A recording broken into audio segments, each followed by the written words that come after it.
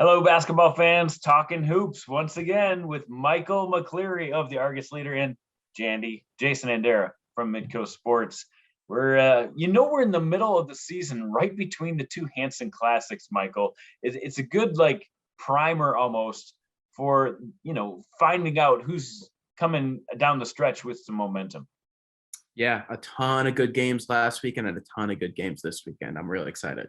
Yeah, and we're going to dive into it as we always do with some rankings reaction. We'll take a tour around all 6 different classes, maybe give some shout outs to some teams that deserve it or things in the rankings that we saw that maybe piqued our interest. Let's start, as we do every week, in boys AA. And this Roosevelt team continues to get all the first place votes. When are they going to lose, Michael? They got a couple tough games coming up. Yeah, and obviously the O'Gorman game is going to be big on their schedule. That's this Saturday. O'Gorman's another team that continues to win as well. They just had that one loss, I believe, to Roosevelt at the beginning of the season, and they've been dominant since then. So that's really really intriguing because that first matchup was really really close. So these teams, even though they're pretty far apart as far as media poll goes, just with Roosevelt just sort of racking up those votes. These teams are really, really close. It's been kind of deceiving just the way their seasons went because take out that first game and, these teams are neck and neck. I agree. And they take on their next game is against Yankton, a team that's played a lot of teams close. In fact, we're going to have a chance to talk with Chris Haynes. You did. We'll get to that later in the show. But they've got Yankton, O'Gorman, and then next week, a couple city rivals with Jefferson and Washington. I find it hard to believe they're going to get through that 4-game stretch without a loss. Yeah, I mean, they've just been so good. It's hard to bet against them, but that Yankton game, obviously stands out to me just because Yankton, they could shoot the 3 ball really really well, and when you run into a team that just shoots lights out from 3, sometimes it doesn't matter if you come in the better team. That team can still just run you out of the gym. There's basketball that just sort of happens sometimes. So, that Yankton's game is a really, really tough start to a stretch that only gets tougher. So after everybody kind of agrees, Roosevelt, O'Gorman 1 and 2, but after that, how do you rank them? I mean, I looked at some of these teams. Mitchell, of course, has the best record, but they don't have a real quality win, and they've lost to Harrisburg, and then Harrisburg lost to Yankton, and of course Yankton lost to almost everybody here in the last week or so.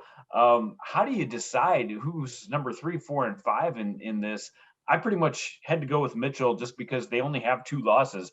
I put them at number 3, and they're a team with just that one significant loss and one out-of-state loss. I think they probably belong at 3, but tough to decide how to rank those next 3. Yeah, it's really really tough because there's those teams that really just the players that they have and what they could bring, like the Washingtons, the Lincolns, and even the Yanktons. They've had some really really good wins throughout the year, but their records really don't quite match up. But that 5th spot, I had Harrisburg ranked in that 5th spot. Harrisburg's a team that they're probably the only exception to the rule where it's a bunch of 7 and 8 win teams at the top there. They're probably the only exception to the rule where maybe we'll give some love to one of those teams that maybe hasn't picked up as many wins. But right now my rankings are pretty much the exact same as what the rankings ended up being. Roosevelt, O'Gorman, obviously at the top, 1 and 2. Like I said, those teams are much closer than they appear. Then I had Mitchell, Aberdeen Central, and Harrisburg. I really, really thought long and hard about putting Yankton in that number 5 spot, but I just for teams that had pretty similar records, Yankton's been a little bit on a slide as of late. We're going to talk later in the show with Chris Haynes about how that's just a difficult part of their schedule, and it's something that's going to help them in the long run. But at this point of the season, Harrisburg is ascending a little bit more than Yankton is, and that was the sort of the deciding factor with that 5th spot. The one team I have in the top 5 that was Washington, and I think Washington went through a stretch where they struggled a little bit, and I really feel like they're coming out of that. Tuesday night had a nice win against Marshall, and they have a tough schedule coming up too. But I think they're a team that feels like a top 5 team, and we'll see how they do here as they hit that midway point. Let's move on to Class A for boys basketball. You could make a case right now. There's 3 teams at the top that are undefeated: Dakota Valley, St. Thomas More, and Winter. And Winter's probably been the surprise team out of those 3. I personally have voted for St. Thomas More, but most people going with what Isaac Bruns and Dakota Valley have done so far. Yeah, I had Dakota Valley as my top team as well. But I look at the bottom 3 of that class. Obviously, Winter is I'm still undefeated, but Thierry and Sioux Valley, they got some dudes on that team. They got some really, really good players who could get hot in the state tournament game that maybe surprise some teams. So this is maybe one of the closest classes in boys basketball right now. Yeah, and I always have to. I think Flandreau is probably a team that deserves to be in that mix as well with just the 1 loss. But I can't. It's hard to kick somebody out of there, like you said, because T Area has played a really tough schedule and done a good job. Sioux Valley, same thing. They lost head-to-head to Flandreau. That was the only argument I have, that Flandreau probably belongs in the top 5. But a quick note on Flandreau. Yeah. Tash Lunde, he had a 33-point game yesterday. And he's not even the only guy on that team. Obviously, Chase LeBron is a really, really good player as well. So, Flandreau, I agree with you. Flandreau and Sioux Valley, they, obviously they had that head-to-head that went way in the way of Flandreau. But, Flandreau is a team that's going to be in the mix there. And, right now, Thierry and Sioux Valley occupy those 4 and 5 spots. But I wouldn't be surprised if those teams are switching places for a really long part of the season. All right, let's touch on boys Class B. And our conversation usually starts with the Smet, and it probably deserves to be. Last night, Damon Wilkinson came up with a huge game for the Smet as they took down Hamlin. And they've got their big test coming up Saturday when they take on White River, a 1 versus 2 battle. Thoughts on Class B for you, Michael?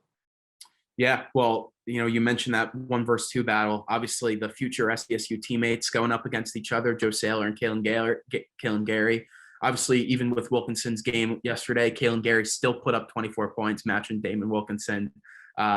He can score. He can score with the best of them, and so can Saylor. This is going to be an exciting matchup. There's probably going to be a few really, really nice dunks in there, but Aberdeen Christian picked up a really nice win the other day. Platt Geddes had that, Platt Geddes had that half court shot. That was a big deal. Almost a full court shot. Yeah. Yeah, that was it was probably like 3/4 of the court. So that was so they've had some intrigue there. There's been a lot of really fun games in this Class B, and the Hanson Classic is going to bring us a few of them this week. Yeah, we'll definitely chat a little bit more about the Hanson Classic coming up. But yeah, a 1 versus 2 battle for the nightcap at the Hanson Classic on Saturday. That should be a treat. Let's move to girls basketball and girls AA. There's 5 1-loss teams at the top of this class, and none of them play each other for another 2 weeks yet. It's interesting to see that many teams that have gotten off to that good of a start in AA. Yeah, and O'Gorman's at the top only because of that head-to-head matchup too with Washington. So obviously there's a lot of really good teams in this class, and I really don't even know how you rank them going forward, because it seemed like Washington, after coming off that dominant state championship here, they were going to be the number one. Then O'Gorman beats them, and then Brandon Valley. Brandon Valley is only taken 1 loss. RC Stevens obviously has some really, really good players as well. I mean, man, this class, especially 1 through 4, is going to be really, really close. And that O'Gorman Washington game showed us. Yeah, I agree. I think O'Gorman is really coming together nicely as far as having all the pieces that you need to beat a team like Washington. But last night, Washington with another big win against Marshall, Minnesota, a team that only had 1 loss, coming in from out of state. So I think, not going to count Washington out for sure. And Brandon Valley, the only team that's beaten O'Gorman, a team that I want to see play some tough competition. They play the Rapid City Schools here coming up in a couple of weeks. And then same thing with Rapid City Schools. They're at 4-5 right now.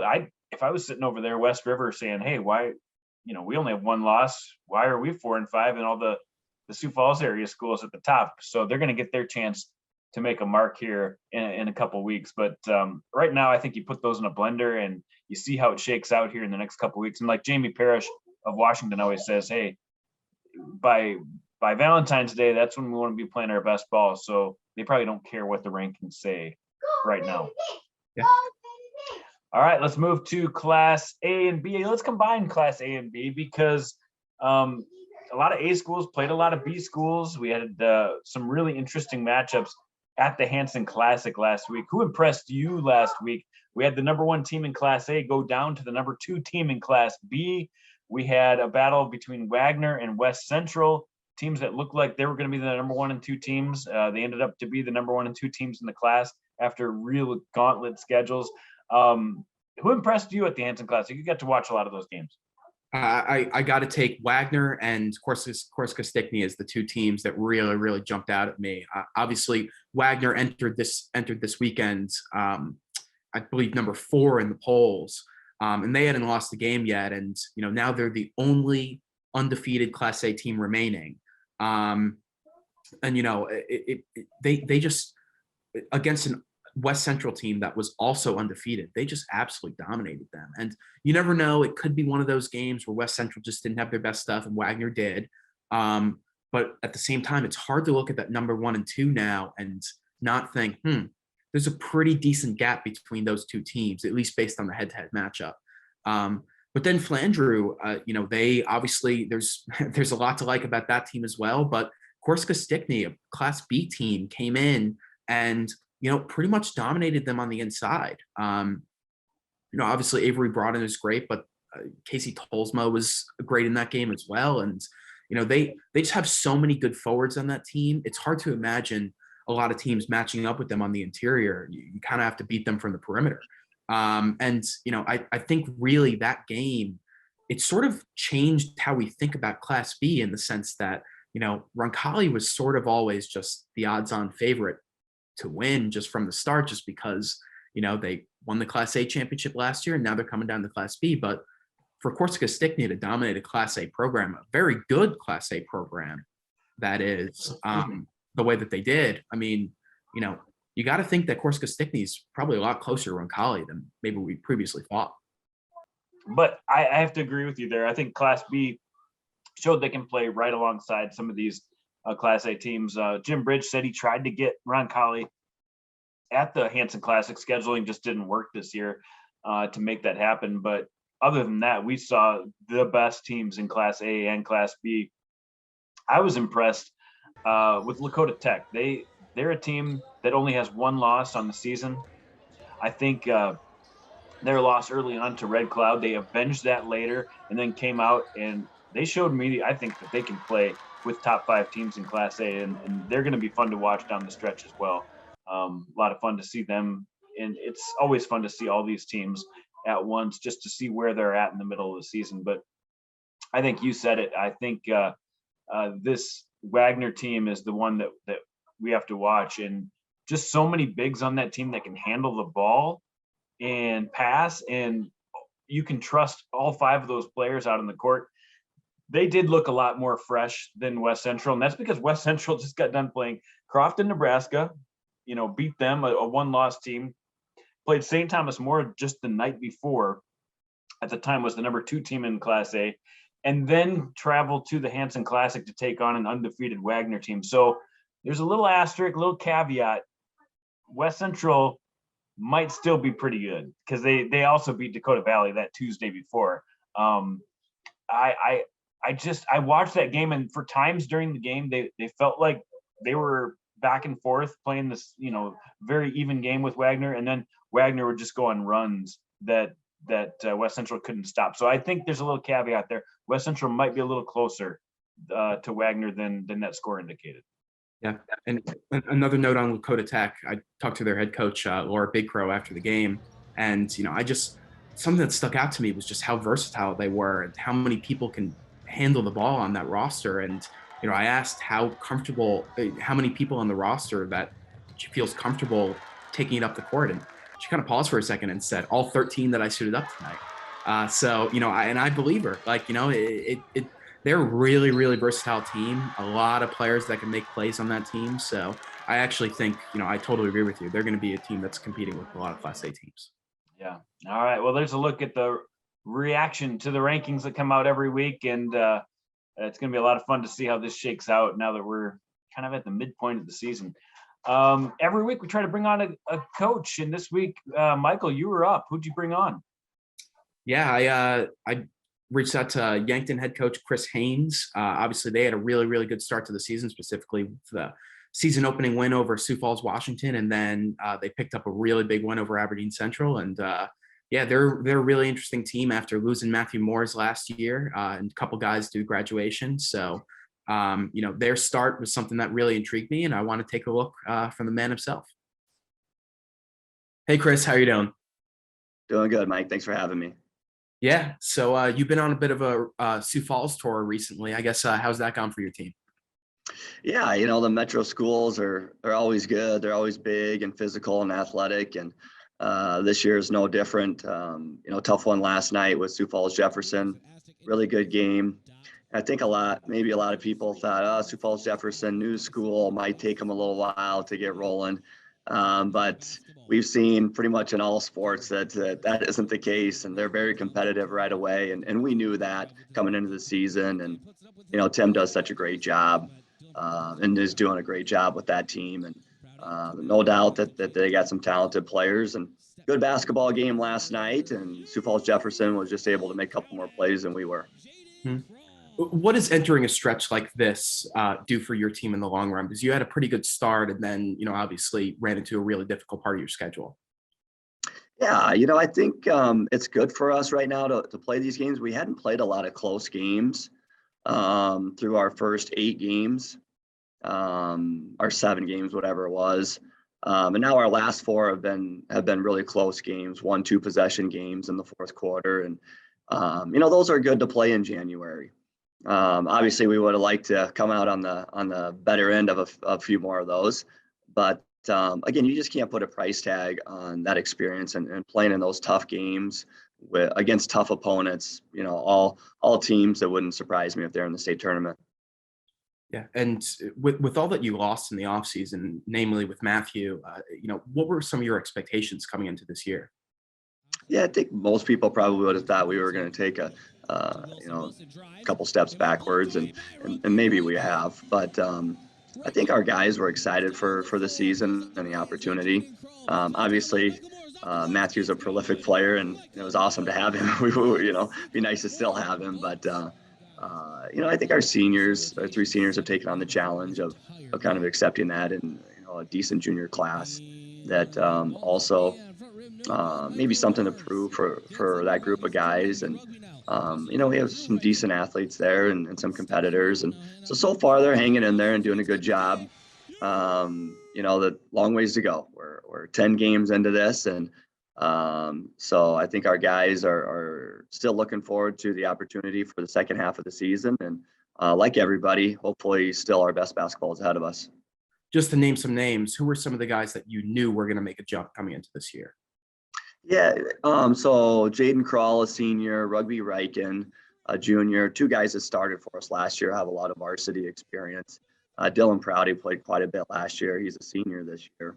So those 3 guys are 3 captains this year who we really knew that we needed them to play well for us and be leaders. And those 3 have done a nice job. Then we had some other guys that have kind of dipped their toes in varsity basketball coming into the year. Mac Riken, Drew Riken, Cody Oswald, Michael Moores.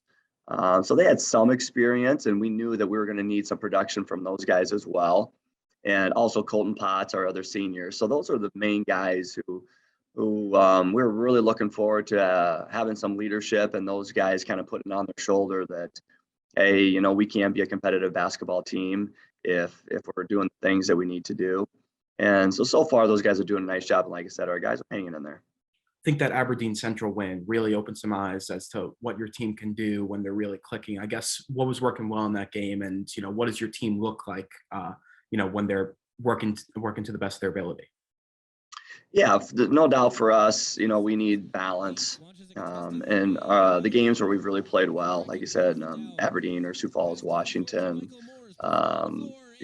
Harrisburg, and even some of the games that we've lost last night, where we have good balance. And but for us, we need that. We need to be able to move the basketball and have balance offensively, be able to put guys out there that can all score and can all do some things offensively. And then we just need to get more consistent still on the defensive end and rebounding. If we can get defensive stops and defensive rebounds and get out and transition in the open floor, that's kind of when we're at our best. But we just need to get more consistent getting defensive stops and defensive rebounds so that we can do that. It's a lot harder to get the game going in tempo and to get out and play in the open court if you're taking the ball to the basket all the time. So that's something we're definitely going to have to work on here the second half of the season. Now, what are you looking forward to in the second half of the season? Yeah, seeing our improvement, and seeing what type of leadership we have. Obviously, going through a tough stretch right now. Lost 3 in a row, heading to number 1 Sioux Falls Roosevelt. So it'd be a good test to see how our guys respond to that. But even more than that, middle of January, you're always going to go through some adversity and some stretches like this in a basketball season. So it'll really be interesting to see how our guys handle that and to see if we can continue to show some resiliency here in the second half of the season and continue to fight and show some toughness and see if we can't get this thing turned around a little bit because there's a lot of basketball to be played and a lot of games out there, a lot of really good teams still. But I think our guys are realizing through the first half of the season that if we're doing the things we need to do and playing well, there's not a team that we can't compete with. But on the other end of it, if we're not doing the things that we need to do and not competing at a high level, there's not a team that can't beat us. But that's how it should be, and that should be fun. And I think hopefully our guys look forward to that opportunity here the second half of the season. So yeah, Chris Haynes, one of those teams in the mix right now, and you feel like they're a team that if they get the right matchup, they could pull it out. You talked about it; they can hit the three.